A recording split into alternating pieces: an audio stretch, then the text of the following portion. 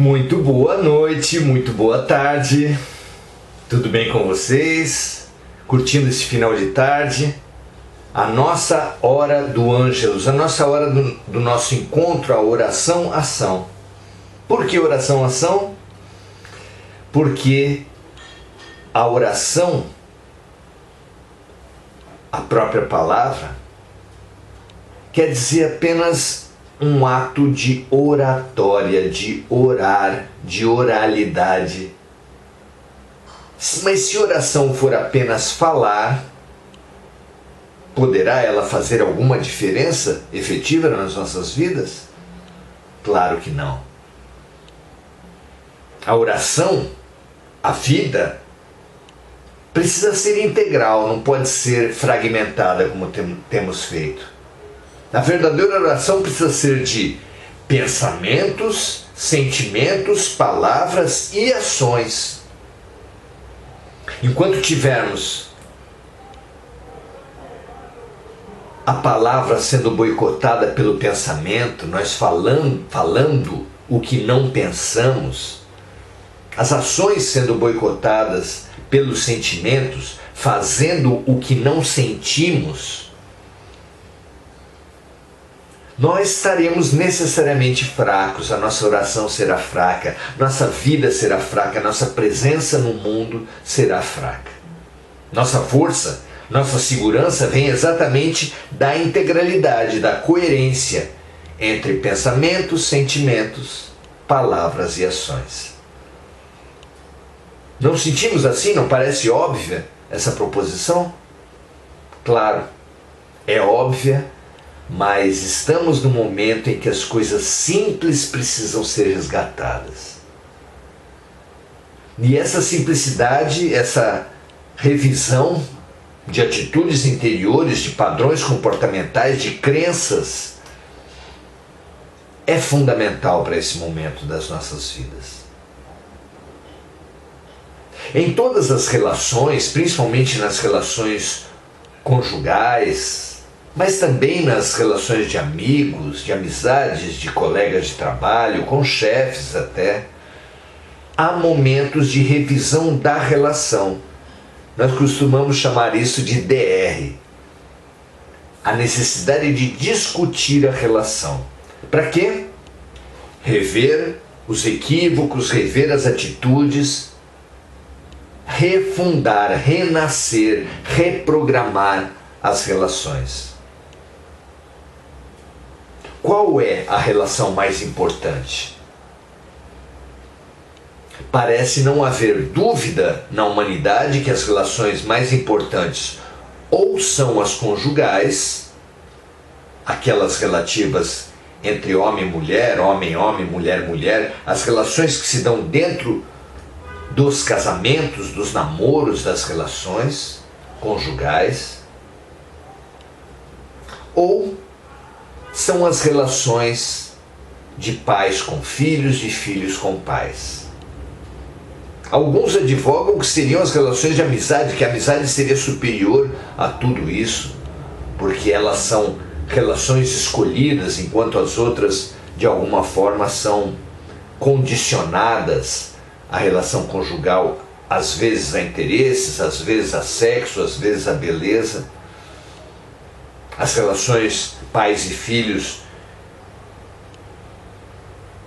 direcionadas pelo fator biológico, pelo instinto de manutenção, conservação, sobrevivência, proteção. E a relação de amizade seria, não importa, qualquer relação que nós tenhamos priorizado será menor do que a grande discussão de relação que nós precisamos ter, especialmente nesse momento das nossas vidas. A relação mais importante a discutirmos é a nossa relação com Deus. Até porque ela pode ser feita através de todas as outras. Porque a discussão da relação superficial, que abrange apenas a casca dos seres e das relações, ela é aquela em que nos retemos nos personagens e não nos atores. Sim, nós somos atores que vivemos muitos personagens. Ou, dito de outra forma, nós somos espíritos que vivemos diversas encarnações. E assim como o ator não é o personagem, ele apenas se veste, se maqueia, fala de acordo com um certo personagem, nós também não somos nem homens, nem mulheres, nem brancos, nem negros, nem ricos, nem pobres, nem brasileiros, nem estrangeiros e nenhuma das múltiplas fragmentações que nós criamos. Nós somos espíritos. E isso precisa ficar claro, ficar lúcido, ficar límpido nas nossas mentes. Não é? Fundamental entendermos a verdadeira essência do ser. Quem sou eu é a grande pergunta que os filósofos fizeram em todos os tempos. Quem sou eu? Que sou eu? Será que eu sou essa aparência? Jesus, repetindo os profetas, nos deu uma resposta fundamental. Vós sois deuses. Olha aqui, nem os loucos de hospício, com mania de grandeza, uns se dizem presidentes dos Estados Unidos, outros milionários fantásticos, outros jogadores de futebol, artistas idolatrados. Muito difícil um maluco se dizer Deus, pois Jesus disse que nós somos deuses. Então discutir a relação com Deus é discutir a relação conosco mesmo. Mas, de qualquer forma, vendo tradicionalmente, é muito interessante para rever a nossa relação com Deus, ver a história das religiões. Porque nós passamos por todas elas e ainda trazemos dentro de nossas mentes todas elas. Na história das religiões, assim que estima-se, imagina-se, que assim que a humanidade passou da situação do extrativismo e da caça para a agricultura, ela passou a depender ainda mais destacadamente das secas, das chuvas, das condições climáticas, e por isso começou a fazer oferendas, relação com os deuses baseada nas oferendas. Foi o primeiro, o toma lá da cá, foi o primeiro padrão da nossa relação com Deus.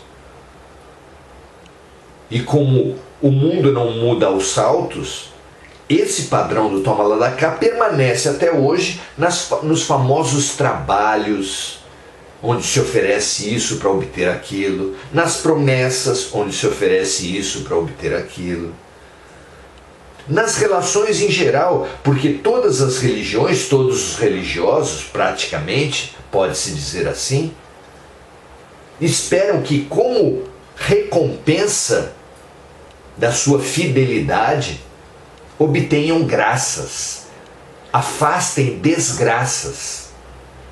Isso é muito forte na nossa cultura religiosa. O toma lá da cá foi a primeira e ainda é uma ferramenta, um padrão muito forte na nossa relação com Deus. E como esse é um padrão muito pobre, muito primitivo, muito frustrante, quem gostaria de ter uma relação com um filho baseado no toma lá da cá? Eu sei que muita gente faz isso. Vai lá comprar uma coisa para a mãe que você fica com troco. Não é? Se você for um bom menino, você vai ganhar presente de Natal.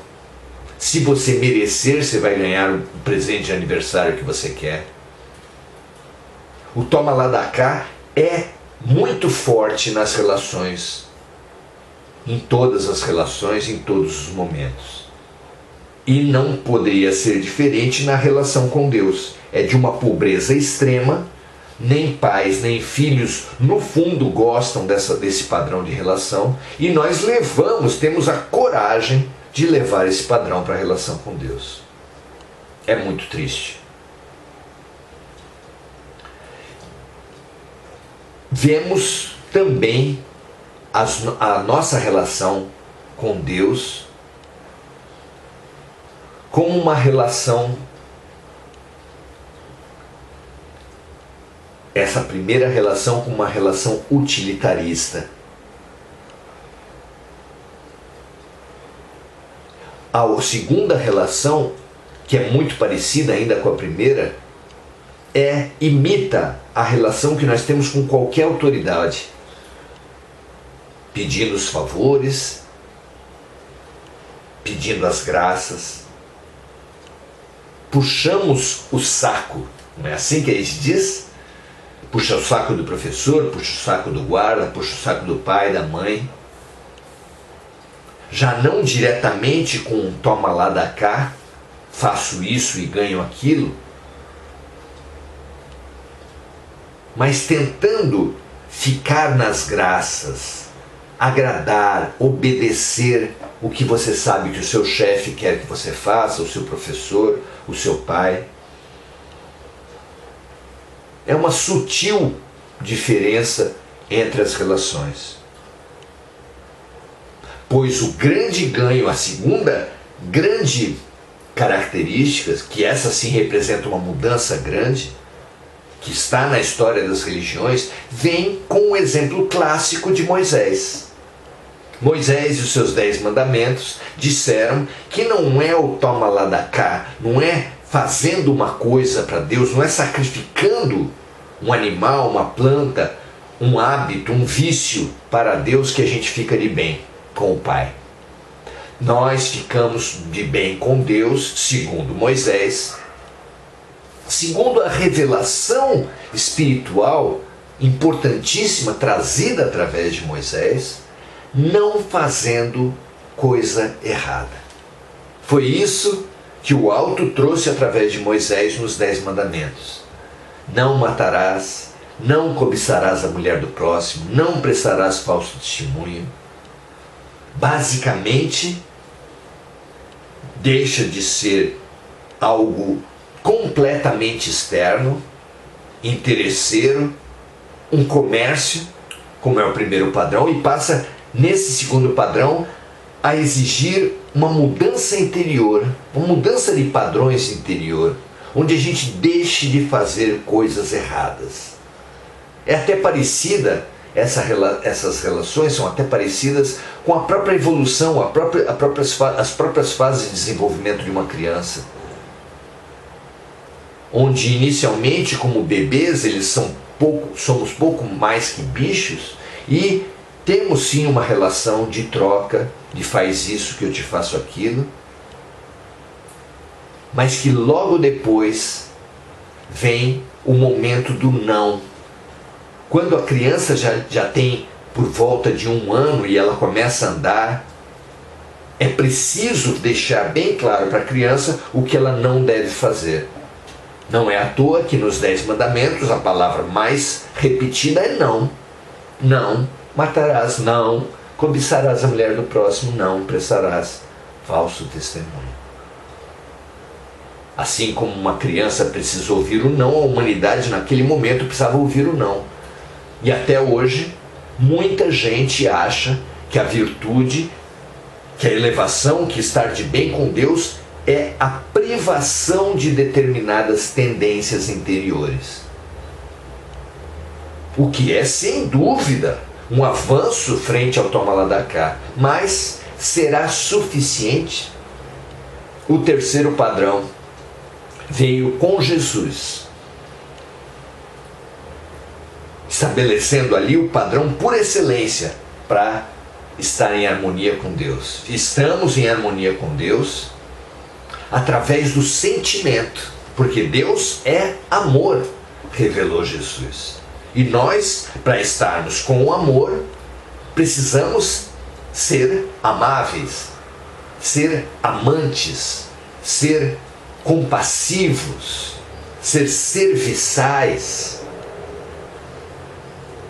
A fraternidade, a caridade, a solidariedade a compaixão, a empatia, são as ferramentas fundamentais para nós sairmos dos antolhos do egoísmo, para expandirmos gradativamente e conquistarmos mais parcelas de verdade, outros pontos de vista, expandirmos a nossa perspectiva de vida. Terceira cultura fundamental. A primeira, toma lá da cá. A segunda, deixar de fazer coisa errada. A terceira, praticar o amor.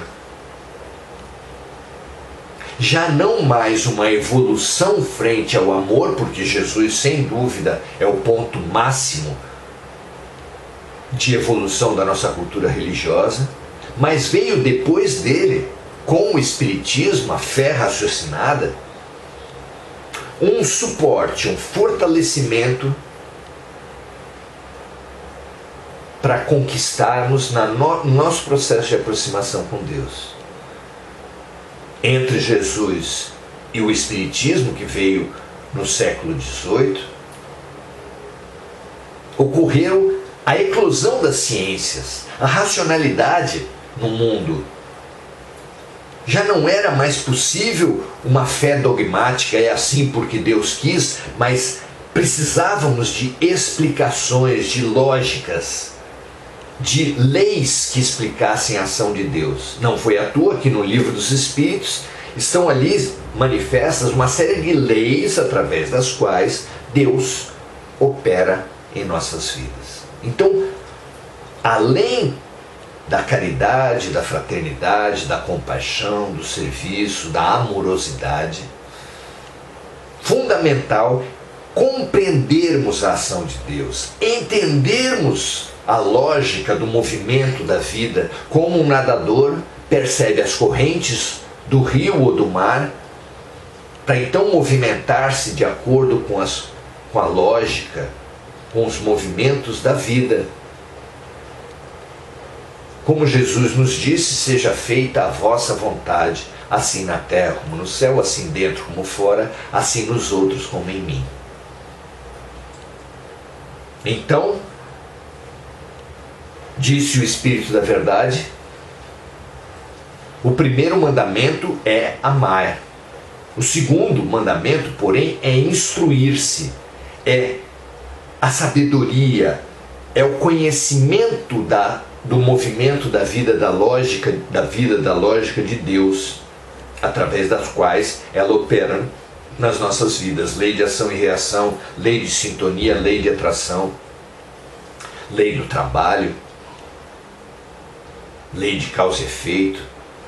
São inúmeras leis, todas elas presididas pela Constituição Universal, que é a lei do amor, sagrada e única. Esses padrões, até hoje, estão todos em nossas mentes, em nossos corações.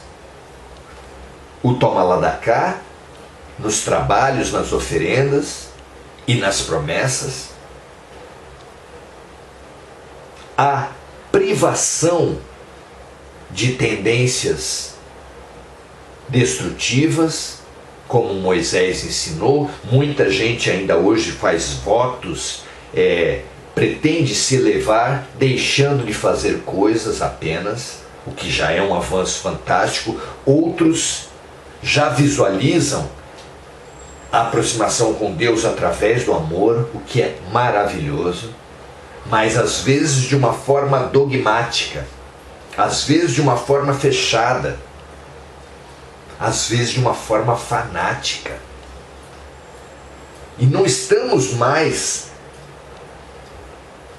em momento de nos paralisar no fanatismo, e sim iluminar, refrescar a fé através do entendimento, do raciocínio, da lógica. E para isso Allan Kardec é fabuloso. O convite para ler e estudar o Livro dos Espíritos é sempre atual. 1019 perguntas, as mais importantes da vida, ali colocadas, dando para todos nós um indicativo fabuloso de bem viver. qual tem sido a sua lógica na relação com Deus?